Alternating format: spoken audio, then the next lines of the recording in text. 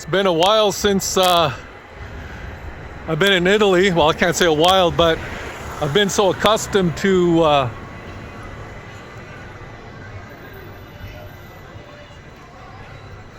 that looks yummy.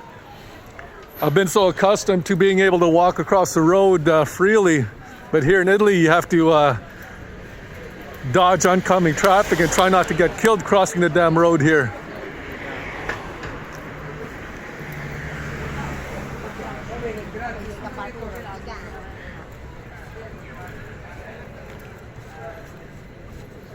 This area is really busy. I don't have an umbrella. That's okay. I'm not concerned about getting wet. I'm going to enjoy my time here.